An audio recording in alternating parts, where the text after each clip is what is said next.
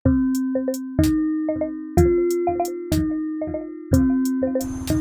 selamat malam. Saya Elsa. Selamat malam Elsa. Boleh perkenalan diri, Mak?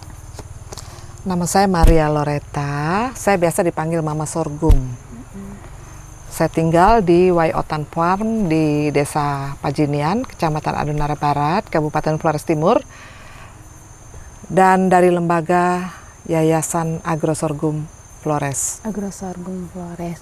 Nah, kira-kira apa pergerakan Mama sekarang sampai adanya ya Sores?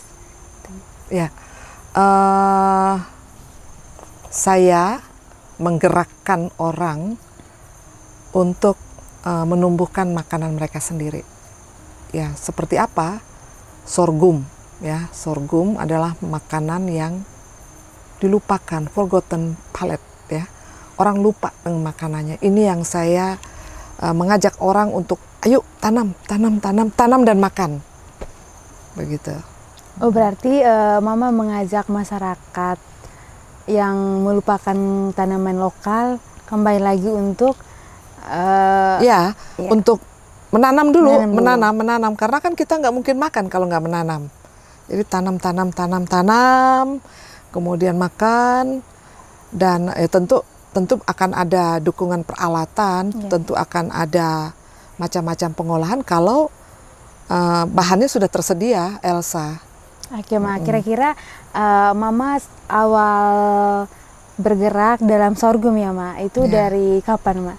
Pergerakan mengajak masyarakat? Ya, gerakan untuk mengajak masyarakat itu dimulai pada tahun 2009 sebenarnya ya, 2009 ya udah lama.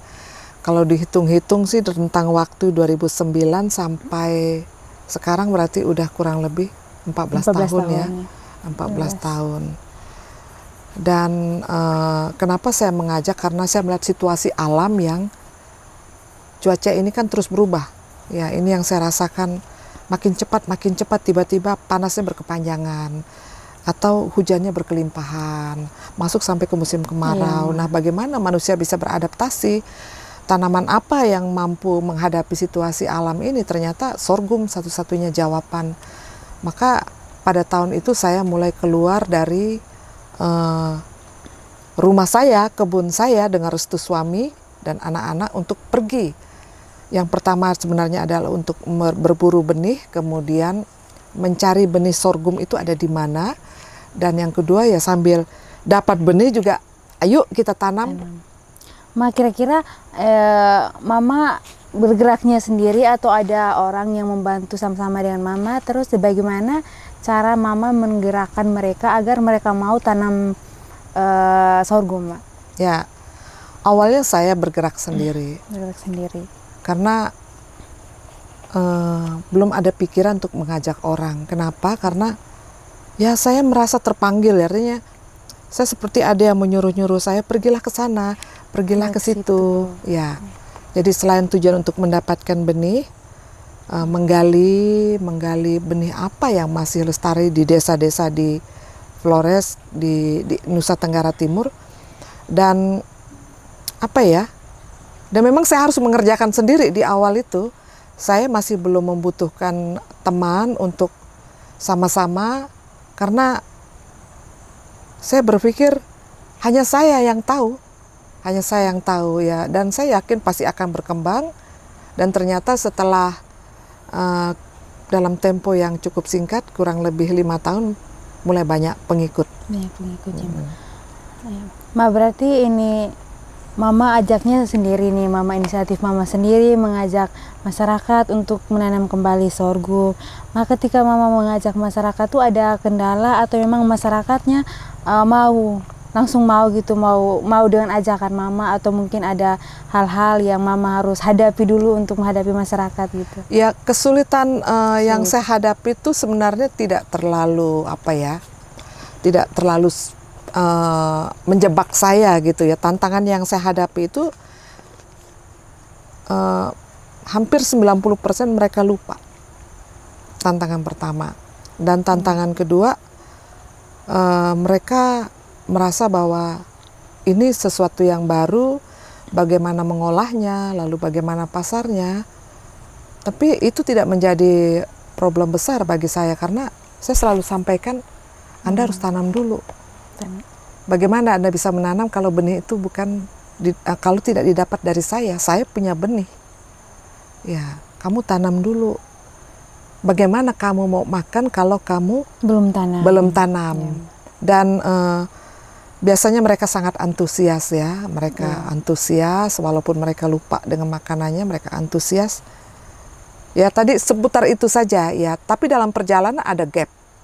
Ada gap artinya kelompok perempuan, kaum perempuan itu lebih mudah untuk diajak bekerja sama dibandingkan kaum bapak. Ya. Berarti yang banyak kelompok-kelompok yang Mama bentuk itu lebih banyak perempuannya. Saya tidak membentuk kelompok itu harus perempuan atau harus laki-laki, tetapi pendukung paling banyak justru perempuan. Mungkin karena mereka kasihan lihat saya jalan jauh-jauh dari Flores Timur sampai di Manggarai, sampai di Sabu, sampai di Sumba. Jadi aduh kasihan ya. Aduh kasihan sekali ibu ini. Jadi mereka mungkin nggak tega, jadi mereka ikut mendukung, ikut menanam. Kalau bapak-bapak kalau kita ajak tanam banyak alasannya. Mereka bilang saya harus bertukang, saya harus melaut. Saya nggak punya waktu, lalu alasan banyak seperti jagung saja tidak tumbuh, apalagi barang sekecil ini. Bagaimana cara banyak alasan. Tapi kalau dengan perempuan, ya ada alasan repot, tetapi mereka mau tetap mungkin datang. Karena rasa kasihan, rasa ingin memiliki makanan, seperti itu ya. Ya. Mama terus Mama tadi kan dari tahun 2009, nah sampai sekarang tuh perkembangannya bagaimana dari yang dulu dengan sekarang tuh? Ya, awalnya saya hanya menanam itu dari 1 kilo yang saya dapat itu, sebenarnya nggak sampai 1 kilo. Yang saya dapat itu, saya hanya panen 2. Mama dapat benihnya dari mana? Dari saya hasil berburu benih. Ya, dari yang pertama itu saya dapat dari Desa Nobo, kemudian dari Manggarai juga ada, dari Sabu juga ada, dari Daratan Timur juga ada, dari desa saya sendiri juga ada, Desa Pajinian. Ya, jadi awalnya saya berhasil menanam dan mendapatkan 2 malai sorghum. Bayangkan 2 malai, kenapa? Dimakan ayam. Ayam saya banyak sekali, lebih dari 100. Akhirnya saya coba tanam dan sepakat dengan suami, dengan anak-anak, kita potong ayamnya. Kita makan tiap hari, makan daging ayam sampai bosan. Orang kampung juga minta, gak jual, orang kampung datang minta, kita kasih ayamnya. Nah, dari yang 2 malai ini akhirnya berkembang dari 1 hektar, 2 hektar sekarang sudah menyebar menjadi 274 hektar. Hanya khusus di Kabupaten Flores Timur. Ini belum termasuk di Kabupaten Lembata, Ende, Nagikio, Manggarai. Itu masih di Flores Timur? Masih di wilayah Flores dan kepulauan. Mama terus yang Mama lihat atau perempuan atau petani sorghum yang menanam sorghum yang Mama ajak tadi, kira-kira sekarang mungkin pendapatan mereka yang dulunya itu ada perubahan pendapatan atau kayak gimana, ada hal positif yang mereka dapat tidak? Ada nilai tambah ya, artinya daerah-daerah yang dalam perjalanan saya mengembangkan sorghum ada pengalaman bahwa daerah-daerah yang tidak memiliki komoditi jauh lebih berhasil dibandingkan kita mengembangkan pangan atau sorghum itu di wilayah yang kaya dengan komoditi. Satu contoh adalah di desa saya, satu-satunya hamparan pertanian hanya kami saja. Sementara Pajinian ya, sementara orang lain tidak punya. Nah, di desa-desa yang tidak memiliki komoditi, tidak ada pohon pepaya, tidak ada pohon pisang, tidak ada pohon ubi, tidak ada coklat, tidak ada kelapa. Orang mau makan apa? Nah, ternyata itu jauh lebih berkembang dan sangat masif, cepat sekali. Cepat. Dan dari kehidupan mereka yang dulu rumahnya tuh bambu, gedek ya, berlantai tanah, dan umumnya rumah-rumah itu tidak ada daun pintu. Dalam tempo kurang lebih 4-5 tahun kelihatan sekali bahwa rumah mereka sudah mulai berubah ya. Kemudian memiliki kamar pintu, lantai rumah juga sudah disemenisasi. Itu dari sisi fisik. Kemudian dari sisi kesehatan. Oh ya, ada Ya, banyak dari sisi keuntungan. kesehatan banyak sekali kesaksian dan pengakuan-pengakuan mama mereka, nenek mereka yang udah nggak kuat ke kebun lagi, tidur aja. Setelah diberi, ini mereka yang eksperimennya, mereka membuat tepung dan tepung itu dijadikan sereal. Mereka memberikan kepada si nenek, nenek itu bangun dan ke kebun lagi, pulang dari kebun pikul kayu. Oh, berarti testimoni dari Testimoni petani kesaksian sendiri. dari petani dan masyarakat yang konsumsi. Bahkan ada yang sorghum. sakit gula sembuh, sakit lambung sembuh, dan banyak sekali kesaksian-kesaksian karena konsumsi sorghum ini ternyata kandungan nutrisinya memang jauh di atas padi dan jagung. Ini juga hasil penelitian dari Fakultas Teknologi Pangan UGM dan IPB membuktikan bahwa konsumsi sorghum itu sangat baik untuk bayi balita, ibu hamil, ibu menyusui maupun lansia seperti saya. Supaya lutut saya, kaki saya nggak asam, tetap kuat, rambut saya juga kuat. Seperti itu Elsa. Ya, Kamu kan harus makan sorghum juga supaya tetap cantik ya. apa harapan Mama ke depannya? Harapan yang seperti apa? Harapan Mama untuk petani-petani sorghum atau petani-petani lainnya, atau Mama mau mengajak lebih banyak lagi petani menanam sorghum? Ya, dengan situasi iklim, perubahan iklim, masyarakat adat, masyarakat komunitas masyarakat, ya, komunitas lokal, masyarakat khususnya di Nusa Tenggara Timur, kalau nggak berubah, ini nggak main-main dengan situasi alam.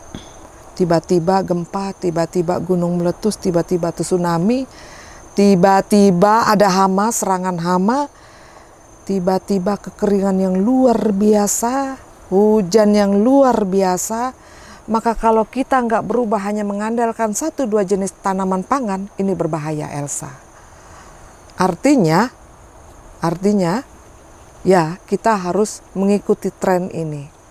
Ya, tren untuk mengembangkan sorghum sebagai Cadangan makanan. Sebagai lebih dari sekedar cadangan makanan, tapi juga untuk ketahanan pangan, ya. Dia setara beras.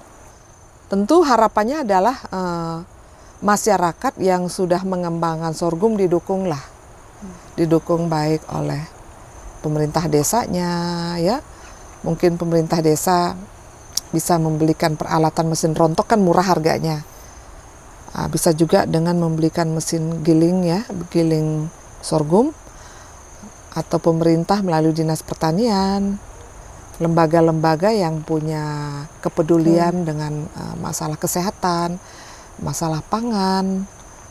Maka harapan ke depan itu sorghum menjadi tuan rumah bagi seluruh masyarakat di Nusa Tenggara Timur. Sorghum itu ada di mana-mana dengan peralatan yang mendukung proses pasca panen hingga beras sorghum ini tersedia di atas meja. Itu harapan saya. Dan orang tidak lapar lagi, ya. Orang tidak ada lagi berita bahwa Kelapar. NTT itu lapar, NTT itu gizi buruk dan sebagainya. Stunting, ya. Iya. Oke, baik Mama, terima kasih banyak. Terima kasih Elsa. Oke,